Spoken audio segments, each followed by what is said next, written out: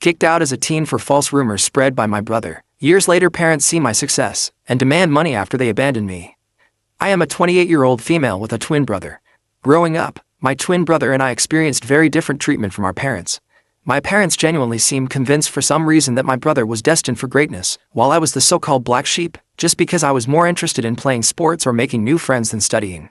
They constantly compared us, which was demoralizing and bruised my self-esteem from a young age. As a child, I had to watch my brother have extravagant parties on our birthday with his friends while I was treated like an afterthought.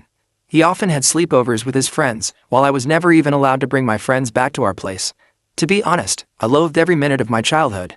The only person in the family who seemed to care about me was my grandmother. When she visited us, she always brought me my favorite chocolates and occasionally slipped a few dollars to me so that I could treat myself later. As the years passed, this blatant favoritism from my twin brother gradually transformed into emotional abuse directed at me. My parents would openly mock my grades and belittle my hobbies. It felt as though no matter how much I tried, I could never meet their expectations of being the perfect child. Although I was good at sports, they barred me from participating in extracurricular activities as they wanted me to concentrate only on studies just like my brother. It was frustrating, and I felt helpless as a child. Later in my sophomore year, I got grounded yet again, and this time, the crime? Having Snapchat on my phone. I had done absolutely nothing wrong except like all teenagers at my age I had downloaded this app to stay connected with my friends. However, according to my parents, this was a huge crime and a breach of their trust as they had forbidden me from communicating with my friends. They went batshit crazy on me and threw all my stuff around the room. They then took the doors of my hinges and told me that I would have no privacy as long as I lived under their roof. Watching my parents abuse me this way, my twin brother instead of supporting me made my life worse. The toxic environment created by our parents' unjust actions allowed him to exploit the situation to his advantage. He adopted a pattern of lying about me, falsely accusing me of things I never did so that he could get away with everything. If he stole something, he'd effortlessly shift the blame to me, and my parents, already inclined to believe the worst about me, readily accepted his lies. He would demean me in front of my friends at school and would make fun of my appearance. Despite this, I had a wide circle of friends at school because I was approachable and open to making connections. My twin, however, struggled socially, and he started to resent that I could talk to people while he, as an introvert, felt awkward. This jealousy reached a boiling point during our 14th birthday party when no one showed up for him on his birthday. I have no idea why his friends did that to him, but in stark contrast, my friends took me out for ice cream and I had an overall wonderful day. This infuriated my brother further. To take revenge, my brother began to spread false rumors at school about me where he would portray me as a spoiled brat. He would falsely tell everyone that I was allegedly physically abusing him at home since our parents loved him more. Unbeknownst to me, he took things to a disturbing level. To fabricate evidence, he would punch himself, purposefully inflicting injuries like a black eye or bruised shoulder. The next day, he would confidently walk into school, displaying the self-inflicted injuries as proof of my supposed violence and make-up stories. Whenever our parents questioned him about the injuries, he would lie saying that it was due to innocent activities like playing football with his friends. The lies and his alleged black eyes started to gain traction, and people began to believe his distorted version of events. It wasn't long before whispers started circulating, and even my friends began to look at me with suspicion. At first, I noticed subtle changes. Friends who once chatted with me in the hallway suddenly became distant. Invitations to group hangouts became fewer and farther between. It was like a switch had been flipped, and people were hesitant to associate with the supposedly spoiled girl accused of violence. One day, I mustered the courage to ask my ex-best friend why things had changed between us. She opened up about how my twin brother had been spreading rumors about me. She revealed the detailed lies he had told everyone, accusing me of things I'd never done. I was shocked to hear her words. The feeling was a mix of disbelief and betrayal, as if the ground beneath me had given way. My brother, someone I grew up with, was spreading lies about me, accusing me of things I would never even dream of doing. It was a betrayal that cut deep, leaving me with a knot in my stomach and a heavy heart. I confronted my brother the day after our school, but he chose to ignore me. I begged him to stop lying about me, but he smirked at me and told me that I deserved to rot alone. I was at a loss for words because his lies and behavior were starting to scare me. I wanted to talk to my parents, but I was afraid that they would believe my brother over me. The isolation stung, especially because I'd always been open to making friends. It felt like my brother's jealousy-fueled lies were tearing down the connections I had built over the years. Teachers, too, began to catch wind of the rumors. It was a surreal experience, as if I were living in a parallel reality where my true self was overshadowed by the malicious story spun by my own twin. The lies had grown beyond mere teenage gossip. They were now shaping how people truly perceived me. The nasty rumor quickly reached my principal's ears, and then my worst nightmare came true. The principal immediately called me and my brother into his room as well as our parents so we could discuss these alleged rumors. I sat there, heart pounding, as the principal demanded the truth. I hoped my brother would finally come clean, but instead, He doubled down on the lies. He straight up told the principal that, yeah, the rumors were true and painted me as this bully who went around beating him up when our parents weren't around. I couldn't believe it. Shock washed over me as my brother continued spinning this twisted story about how I was angry at him for getting more love from our parents. It was all a bunch of lies, but he stuck to his story like glue. My mom began to cry hearing my brother's story, holding on to my brother like he was some kind of hero. My dad tried to comfort my brother, telling him that it was brave for him to speak up and that he was not going to make sure that nothing would ever happen to him after that day. I tried to defend myself, pleading with the principal that it was all made up. I felt like I was drowning in a sea of accusations, desperately trying to swim to the surface. But my brother kept at it, insisting that I was this angry, violent person taking out my frustrations on him every day. My mom's tears kept coming as she held onto my brother, giving the accusing looks. It was like fighting against a wall of belief in my brother's made-up story. My principal reprimanded me strongly, saying the school didn't tolerate bullying and these were grounds to suspend me. I pleaded with him not to suspend me, but he shook his head, saying he couldn't just let it slide. I begged him, tears streaming down my face, trying to tell him that I didn't do anything to my brother. The principal firmly told me that I would be suspended for 10 days so that others see this as an example to never bully anyone. It hit me hard, and I started crying even more, practically begging him to reconsider. My parents, angry and embarrassed by the whole situation, dragged me out of the principal's office. I didn't want to leave. I wanted to plead my case and make them understand, but they were having none of it. We left the school, my heart heavy with frustration and humiliation. When we got home, things took a drastic turn. My dad started packing up my stuff out of the blue. I was shocked, confused, and had no idea what was happening. My mom asked him what he was doing, but he just shouted that he couldn't let me live in the same house as my brother anymore. I was crying, practically on my knees, and pleaded with my brother to tell them the truth, but he stayed cold, unmoved by my emotions. My dad continued packing my things and then threw the suitcase into our foyer. I clung to my dad's legs, still begging him not to throw me out. It was like a nightmare unfolding. He told me that a bully like me didn't deserve to live in his house and that he would ask his mother, my grandmother, to come and pick me up if she wanted to do that. It felt like the world had crumbled beneath me. I stood there in shock, surrounded by my belongings scattered in the foyer, kicked out of my own home. Eventually, my grandmother did show up. She gathered all my things and helped me place them in the car. Helping me into the passenger seat, she made sure I had my seatbelt on before walking towards my parents' front door. She rang the doorbell, and when my dad opened the door, she started to yell at him for treating me this way. With stern determination, she warned him that if he ever approached me or tried to contact me again, she wouldn't hesitate to involve the police or the CPS, since what he had done to a child like me could potentially wind up with him in jail. My mother, attempting to deflect blame, told her that it was my fault. However, my grandmother wasn't having any of it. She stood her ground, defending me, emphasizing that I was just a child who didn't deserve to be treated in such a heartless manner. That was the first time in my life I felt how powerful my grandmother was. She didn't cower down to my parents, and unlike what they believed, she trusted me. Eventually, we drove away, leaving behind my home, the only place I had ever grown up in. I can't even begin to put into words how indescribable the pain I felt during that time. I remember just crying on the bed and not eating anything despite how much my grandmother urged me to. I told her what my brother had done and she was shocked as well. She assured me that she believed my side of the story, and I was happy that I at least had one person who had my back. When the 10 days of suspension lifted, the prospect of returning to school felt like stepping back into a lion's den. As I entered the familiar hallways, the faces of my classmates spoke volumes: judgment, whispers, and sidelong glances. The weight of the false accusations continued to linger in the air. Meanwhile, my brother blatantly ignored me and acted like I didn't exist. He had become friends with a few people who believed his side of the story and saw him as the victim of my attacks. No matter how much I tried to tell my side of the story to anyone, it fell on deaf ears. I was an outcast, branded with an unjust label that clung to me like a shadow. No matter where I went, the classroom, the cafeteria, the corridors, the eyes that met mine were filled with disdain and mistrust. I became a loner. I would keep my head down and attend all my classes, have lunch alone in the cafeteria, and would straight go back home. I had no friends, and it felt like everyone pretty much didn't want me there. Throughout all this, my parents never once called to check up on me. My grandmother would constantly remind me that this was not my fault and that life would eventually be okay.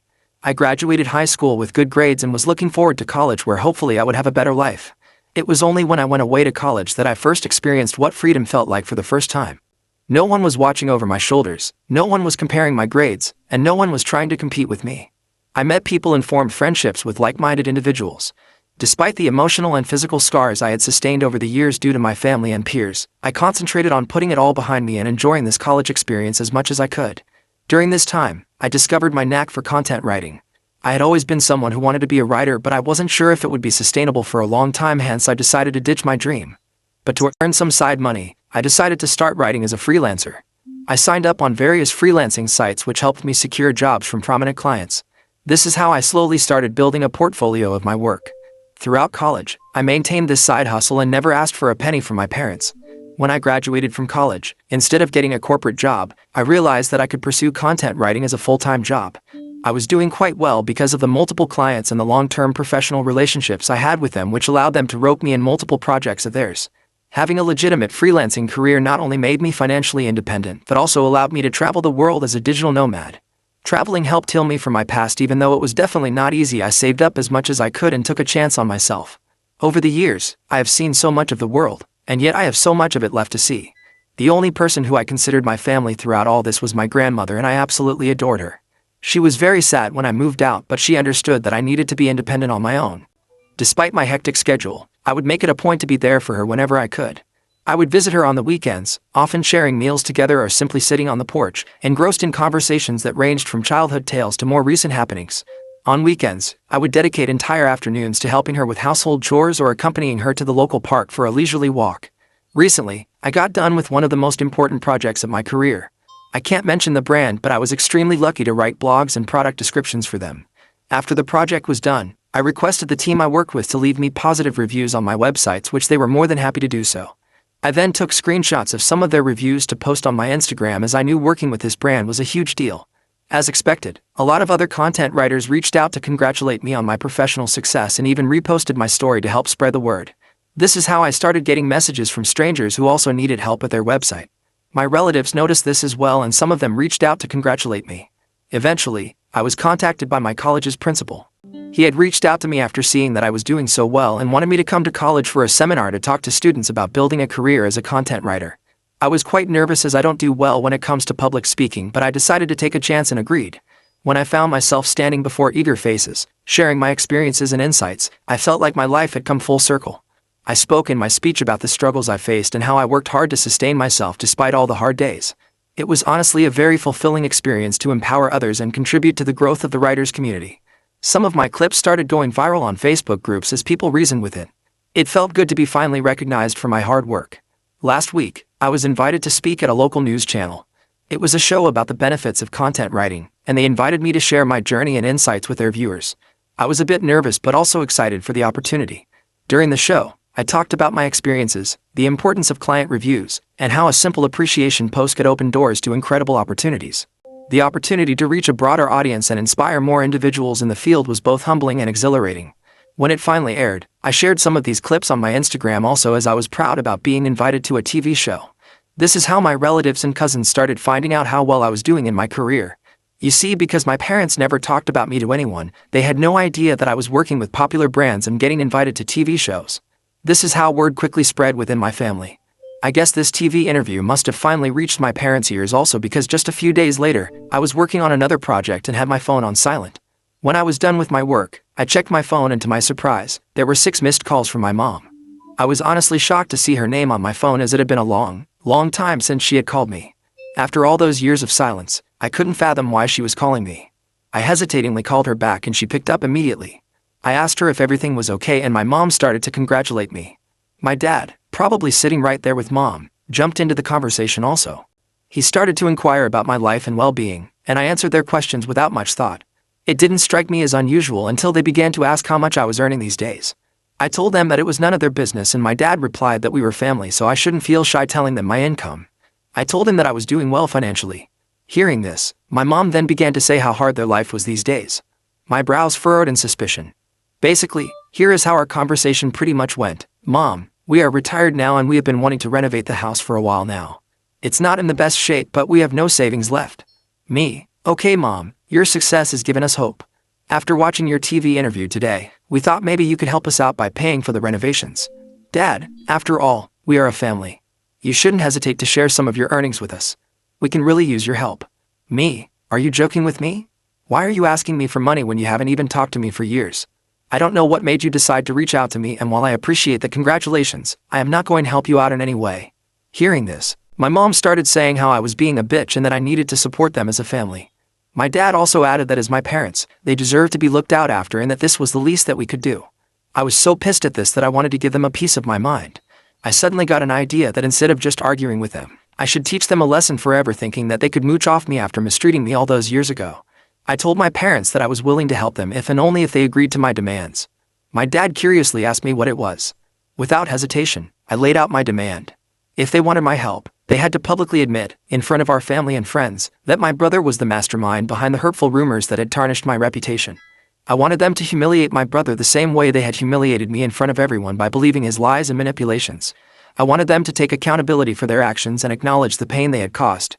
Hearing my impossible condition, my dad began to question the necessity of such an admission. My mom told me how this was all quite unnecessary and that we could have a private discussion without involving others, but I held my ground.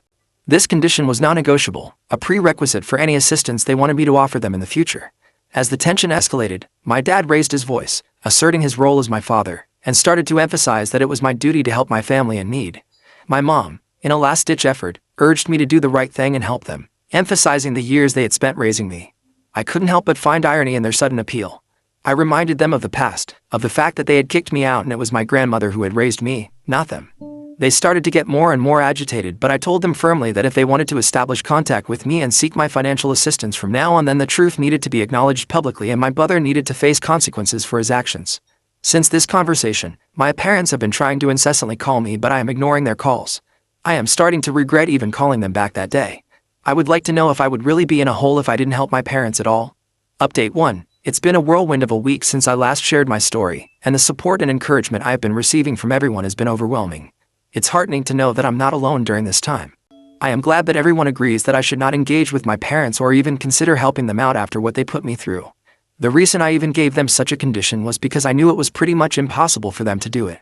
I know they love my brother too much, and despite the fact that they might have found out by now that it was all his lies, I know they will never put him through what they put me through.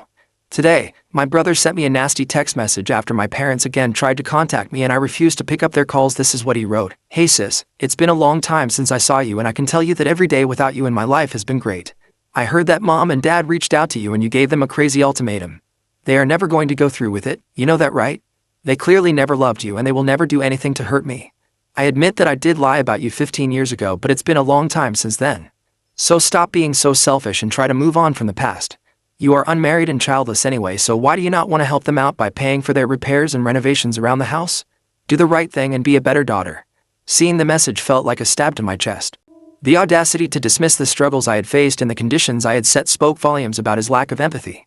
The attempt to guilt-trip me by emphasizing my unmarried and childless status added another layer of insensitivity.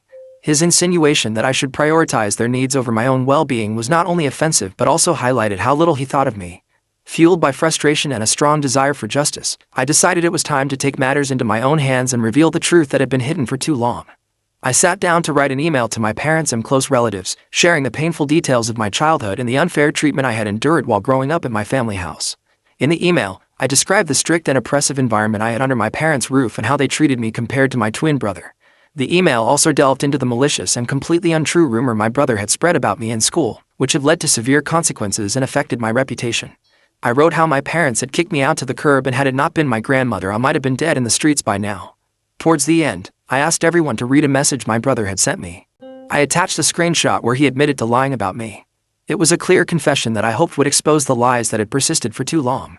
I sent the email just an hour ago and I know that all hell will break loose once my parents and my brother read it. I will update you next regarding how my family reacts to my email. Update 2. It's been a month since my last update and a lot of things have happened this month. As you can imagine, my family did erupt after receiving the email. My parents have received criticism from relatives who were previously unaware of the extent of the favoritism and emotional abuse. A lot of the family members reached out to me telling me that they had no idea about all this and apologized to me for not being there for me. My brother and my parents sent me a barrage of text messages that were starting to get more abusive and violent, so I decided to reach out to a lawyer who sent them a notice of cease and desist.